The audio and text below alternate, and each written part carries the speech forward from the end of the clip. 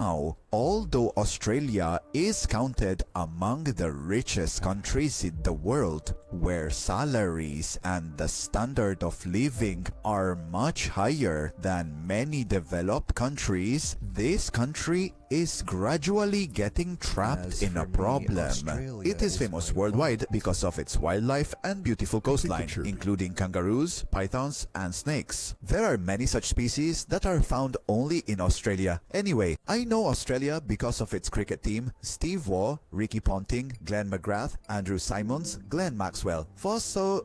For me,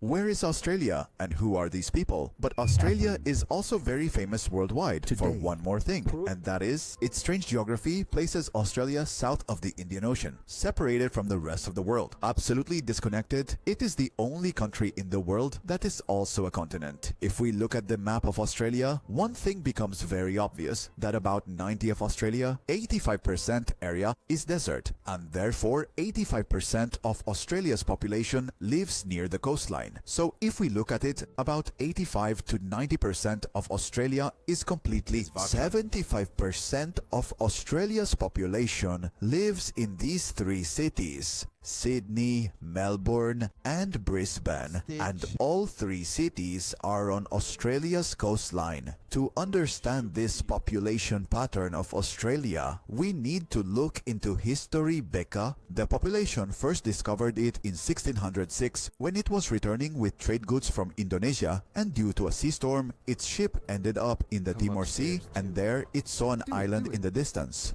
The sea Dona sir. And this was Australia. William went back and informed everyone about this island, and then in 1770, British explorer Captain James Coe set out on this journey with a few companions and stopped at Botany Bay on Australia's eastern side. When they landed here, their struggle with the local people escalated into a fight and capitulate. Had to flee to save his life. The idea decide pacifiende safe. Then, 8 years later, Captain Arthur Phillip came here with 11 ships and 300 people and took control of this coastline. After bringing this part under British control, they started Australia, and many of their companions died from the intensity of thirst, and they were forced to return. Australia actually became famous in 1851 when very large reserves of gold were discovered in a village named Bathurst, 210 kilometers from Sydney. In the next 20 years, 40% of the world's gold production started happening in Australia. All this gold would go from here to Britain, and the British government used this gold to maintain the pound's rate. These 20 years are referred to as the years of the gold rush. In these 20 years, millions of people from Europe and America settled in Australia. When this gold was discovered, Australia's population was 450,000, and by 1871, this population had reached 1.7 million.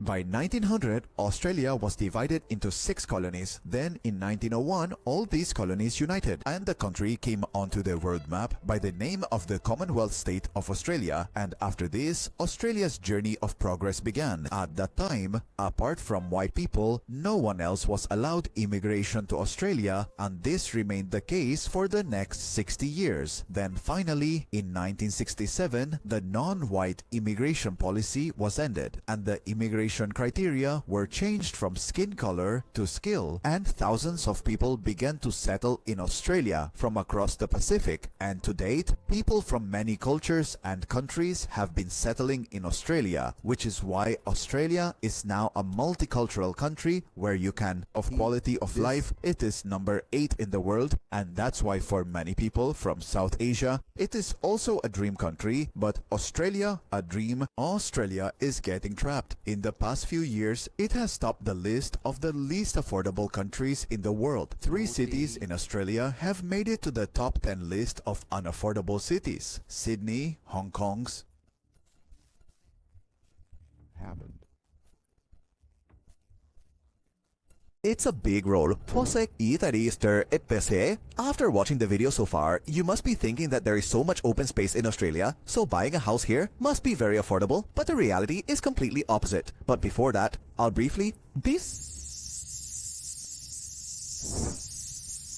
Owning a home is a wish for every person, but for Australians, a house is a national identity. In Australia, a home is considered a symbol of stability and prosperity. Even today, 75% of Australians believe having their own house is their top priority and dream, but this dream is slowly dying. And let me explain why I'm saying this. In 1970, the average annual salary in Sydney was $4,200, and at that time, the price of a normal house was around $18,700. By 2024, this average annual salary it has reached $24,000, meaning 17 times the salary of 1970.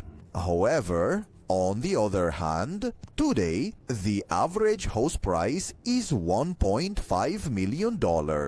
This means that even if you save your entire salary for the next 20 years, it will be very difficult to buy a house.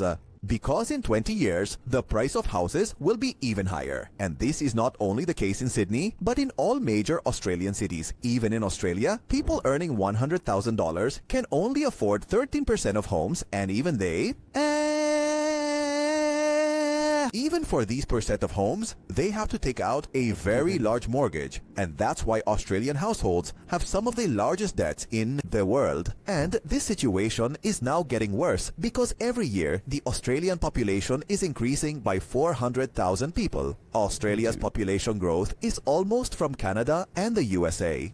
The population growth is double, and the biggest reason for this is immigration. Every year, thousands of people from China and South Asia come to Australia. Some of them become Australian nationals after years, but many people spend thousands of rupees on a degree and still cannot get nationality, and they keep extending their visas by doing other jobs and taking admissions in different small colleges in the hope. Sometimes they hope that the points will eventually be enough and they will get permanent residency. However, the supply is much less than the demand for housing to accommodate so many immigrants. And due to this supply and demand, it's as if the prices of houses in Australia have caught fire because 90% of Australians live in these four cities, even though there is plenty of empty land in the middle, but it's not suitable there, so that anything can be cultivated or life can be lived there. Therefore, aussi c'est old for this increasing population, just only these 3 or 4 cities remain now because all jobs and universities are in these cities. So immigrants and students also come to these cities. Now, Australia has one option, which is that they can restrict immigration.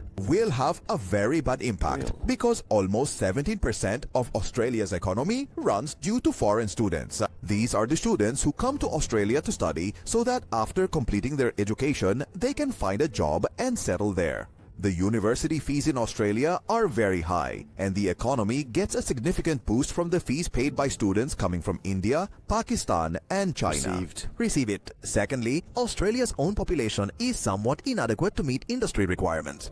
And that is why it needs labor from outside, but such labor that can speak English well and has relevant skill. In this situation, Australia cannot reduce immigration, though it has already tightened policies significantly so that only qualified people can. PR can be given in such a case when every year millions of people will come to Australia, then arrangements for their stay is that it will become very difficult because Australia is now working on plans through which dams will be built to bring water to this desert and fields will be cultivated here. But even while executing this plan, and until then, Australia will have to build houses for immigrants in the cities located along this coastline. And immigrants will have to endure high rents and high housing prices until then.